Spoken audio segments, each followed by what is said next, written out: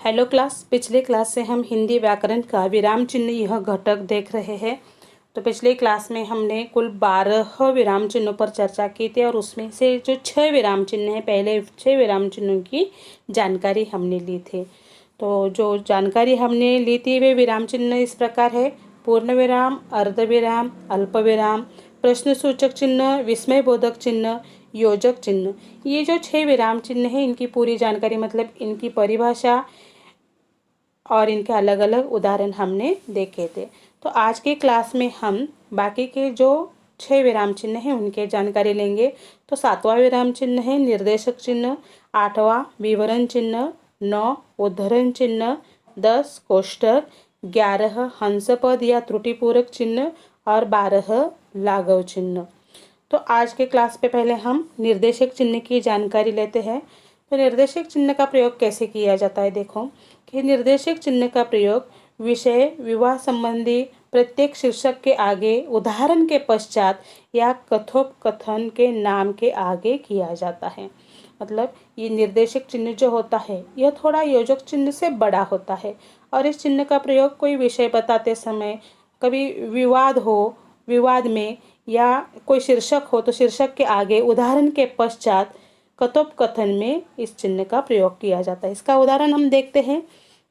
इसका पहला उदाहरण है, श्री राम ने कहा सत्य के मार्ग पर चलना चाहिए।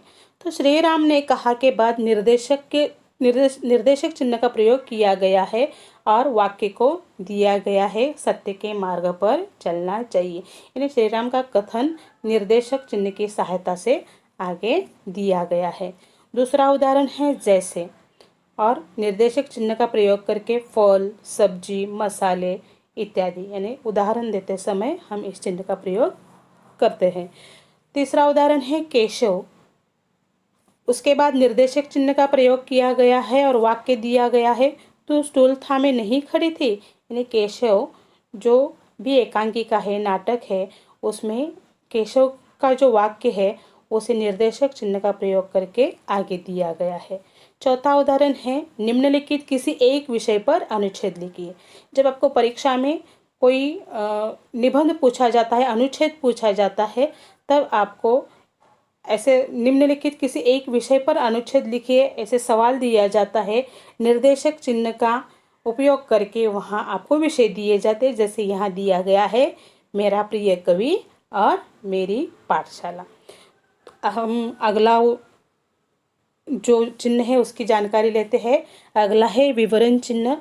तो विवरण चिन्ह का प्रयोग कैसे किया जाता है, देखो विवरण चिन्ह का प्रयोग वाक्यांश के कुछ विषयों में कुछ सूचक, निर्देश आदि देने के लिए किया जाता है। मतलब कुछ सूचना या आपको निर्देश देना हो तो इस चिन्ह का प्रयोग किया जाता है। जैसे उदाहरण देखते हैं, विज्ञान शाप या वरदान। विज्ञान के बाद विज्ञान का जो निबंध लिखना है उसमें क्या लिखना अपेक्षित है, शाप या वरदान। विज्ञान शाप है या वरदान, इसका आपको निर्देश दिया जाता है, सूचना दी जाती है कि विज्ञान का निबंध आपको कैसे लिखना है। या फिर दूसरा उदाहरण है, संज्ञा के 3 मुख्य भेद होते हैं और जो 3 भेद होते हैं उनका जो विवरण करने से पहले इस चिन्ह का प्रयोग किया जाता है। कि जैसे संज्ञा के 3 मुख्य भेद है, व्यक्तिवाचक, जातिवाचक और भाववाचक। ये जो 3 चिन्ह हैं इनका विवरण करने से पहले या आपको बताने से पहले विवरण चिन्ह का प्रयोग किया जाता है। वैसे ही तीसरा उदाहरण है, वचन के 2 भेद है। उसके बाद वचन के दो भेद बताए जाते हैं, एक वचन और बहुवचन। चौथा उदाहरण है, समय नियोजन सफलता का मूल मंत्र। एक निबंध का विषय दिया गया है और वहाँ कहा गया है कि समय नियोजन, उसके बाद विवरण चिन्ह का प्रयोग किया गया है और जो मुख्य विषय है वो दिया गया है सफलता का मूल मंत्र। तो ऐसे जब उदाहरण आते हैं तब इस विवरण चिन्ह का प्रयोग किया जाता है। अगला चिन्ह देखते हैं। अगला चिन्ह है उद्धरण चिन्ह, जिसे अवतरण चिन्ह भी कहा जाता है। इसमें दो प्रकार आते हैं, एक दोहरा और दूसरा इकहरा। पहले हम दोहरा उद्धरण चिन्ह है उसके बारे में देखते हैं। तो किसी की कही हुई बात को उसी तरह प्रकट करने के लिए दोहरे उद्धरण चिन्ह का प्रयोग किया जाता है। मतलब किसी ने कुछ वाक्य कहा हो, जैसे के वैसे या जो के तो किसी के सामने रखना हो, किसी को बताना हो, तो इस चिन्ह का प्रयोग किया जाता है। इसका उदाहरण देखते हैं। जैसे कि इसका पहला उदाहरण है, राम ने कहा सत्य बोलना सबसे बड़ा धर्म है। तो राम ने क्या कहा है? सत्य बोलना सबसे बड़ा धर्म है। राम का वाक्य है, जैसे कि वैसे बताया गया है। उस वाक्य को या राम के वाक्य को जैसे कि तैसे बताने के लिए इस उद्धरण चिन्ह का, दोहरे उद्धरण चिन्ह का प्रयोग किया गया है।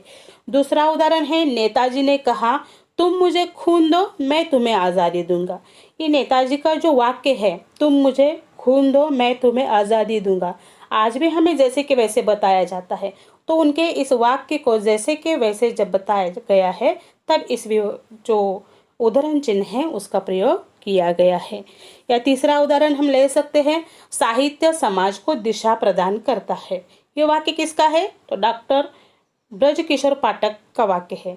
तो उनके वाक्य को जैसे कि वैसे बताया गया है, तो उनके वाक्य को दोहरे उद्धरण चिन्ह में रखा गया है। अब हम इकहरे उद्धरण चिन्ह के बारे में देखते हैं। इकहरे उद्धरण चिन्ह का प्रयोग किसी पुस्तक के नाम, शीर्षक अथवा व्यक्ति के उपनाम, पदवी आदि के साथ किया जाता है। मतलब किसी पुस्तक का नाम बताना हो या फिर कोई शीर्षक बताना हो, किसी व्यक्ति का उपनाम बताना हो, किसी की पदवी बताना हो, तो इस इकहरे उद्धरण चिन्ह का प्रयोग किया जाता है। जैसे कि हम उदाहरण देखते हैं, महात्मा गांधी अर्थात बापू। हम सब जानते हैं कि महात्मा गांधी जी को बापू के नाम से जाना जाता था। तो महात्मा गांधी अर्थात बापू, ये जो उनका नाम है उसे इकहरे उद्धरण चिन्ह में रखा गया है। दूसरा उदाहरण है, सूर्यकांत त्रिपाठी निराला महाकवि थे। सूर्यकांत त्रिपाठी जो हिंदी के कवि थे, उनका नाम निराला यह उपनाम था। तो निराला के नाम से जाने जाने के कारण उनका नाम यहाँ इकहरे उद्धरण चिन्ह में रखा गया है। अगला जो विराम चिन्ह है उसके बारे में जानकारी लेते हैं। तो अगला विराम चिन्ह है कोष्टक चिन्ह।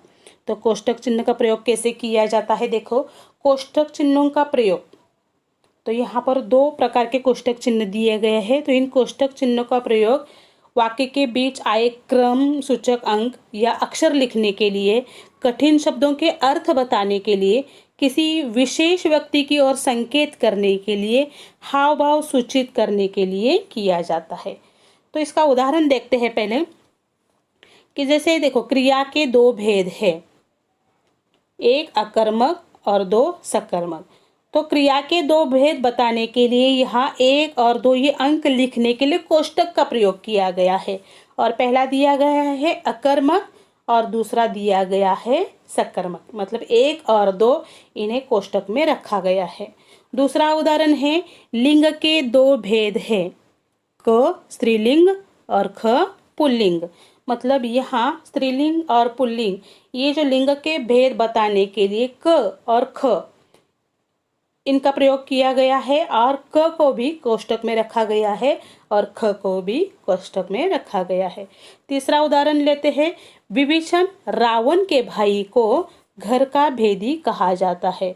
तो विभीषण की जानकारी देते समय या विभीषण की पहचान बताते समय, कौन है विभीषण? रावण के भाई। तो उनके नाम के बाद कोष्टक में रावण के भाई लिखा गया है और विभीषण रावण के भाई को घर का भेदी कहा जाता है। इस वाक्य से हमें पता चलता है कि विभीषण कौन थे? रावण के भाई। यानी किसी की पहचान बताने के लिए वहाँ कोष्टक चिन्ह का प्रयोग किया जाता है, उसका अर्थ वहाँ लिखा जाता है। चौथा उदाहरण है, पिता पुत्र से, और कोष्टक में दिया गया है क्रोधित होकर।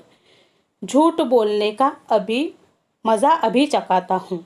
तो पिता और पुत्र में जो संवाद चल रहा है, वहाँ पिता क्रोधित है, तो पिता का भाव कैसे है, तो वे क्रोधित है। यह दिखाने के लिए क्रोधित होकर यह जो उनका भाव है कोष्टक में रखा गया है और वाक्य को पूरा किया गया है, झूठ बोलने का मजा अभी चखाता हो।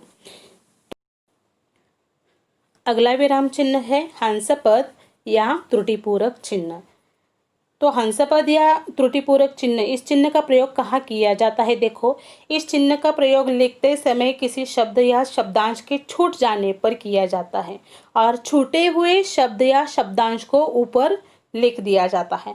मतलब हम कोई वाक्य लिख रहे हैं और लिखते लिखते हमारा कोई शब्द छूट जाता है, तो शब्द छूट जाने पर वाक्य का अर्थ बदल जाता है। तो वाक्य का अर्थ बताने के लिए उस शब्द का वहाँ होना बहुत ज़रूरी है। तो वहाँ वह शब्द दिखाने के लिए जहाँ से शब्द छूट गया है वहाँ पर इस हंसपद चिन्ह का प्रयोग किया जाता है और ऊपर जो छूटा हुआ शब्द है या शब्दांश है उसे लिखा जाता है। जैसे हम उदाहरण देख सकते हैं। पहला उदाहरण है सुभान खान, उसके बाद हंसपद या त्रुटिपूरक चिन्ह का प्रयोग किया गया है, ऊपर एक लिखा गया है, अच्छे राजा समझे जाते हैं। मतलब इस वाक्य से एक ये शब्द छूट गया था, तो सुभान खान एक अच्छे राजा समझे जाते हैं।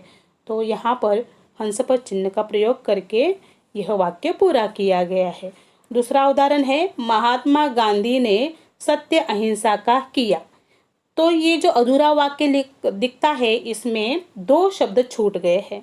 जैसे महात्मा गांधी ने, इसके बाद इस चिन्ह का प्रयोग किया गया है और छूटा हुआ जो शब्द है आजीवन, उसे ऊपर लिखा गया है सत्य अहिंसा का, उसके बाद चिन्ह का प्रयोग किया गया है और ऊपर छूटा हुआ शब्द लिखा गया है पालन किया। मतलब ये दो छोटे हुए जो शब्द है उन्हें वहाँ लिख कर वाक्य को पूरा किया है कि महात्मा गांधी ने आजीवन सत्य अहिंसा का पालन किया। अगला विराम चिन्ह देखते हैं। अगला विराम चिन्ह है लाघव चिन्ह। तो लाघव चिन्ह का प्रयोग कैसे किया जाता है? देखो, शब्दों को संक्षिप्त रूप में लिखने के लिए लाघव चिन्ह का प्रयोग किया जाता है। मतलब जो बड़े बड़े शब्द होते हैं उन्हें संक्षिप्त छोटा करके लिखने के लिए, संक्षिप्त मतलब छोटा करके लिखना, तो जो शब्द होते हैं बड़े बड़े शब्द उनको संक्षिप्त रूप देकर लिखने के लिए इस चिन्ह का प्रयोग किया जाता है। जैसे कि उदाहरण दिया है डॉक्टर। डॉक्टर के बाद जो उसका संक्षिप्त रूप आता है वह है डॉ और उसके बाद लाघव चिन्ह। दूसरा है बैचलर ऑफ आर्ट्स। ये जो डिग्री है इसका संक्षिप्त रूप आता है बी, उसके बाद लाघव चिन्ह ए, लाघव चिन्ह। हम और भी उदाहरण ले सकते हैं, जैसे MA मास्टर ऑफ आर्ट्स, ये जो है इसको M लाघव चिन्ह A लाघव चिन्ह ऐसे हम लिख सकते हैं। मतलब शब्दों को हम संक्षिप्त रूप में लिखने के लिए इस लाघव चिन्ह का प्रयोग कर सकते हैं। जैसे पंडित जवाहरलाल नेहरू, इस पंडित जवाहरलाल नेहरू लिखते समय प के बाद लाघव चिन्ह आता है और जवाहरलाल नेहरू हम लिखते हैं। तो बच्चों, यहाँ पर हमारे जो 12 विराम चिन्ह हैं वह पूरे हो जाते हैं। तो आपका गृह कार्य है, जो विराम चिन्ह है प्रत्येक विराम चिन्ह के 4 उदाहरण आपको लिखना है। धन्यवाद।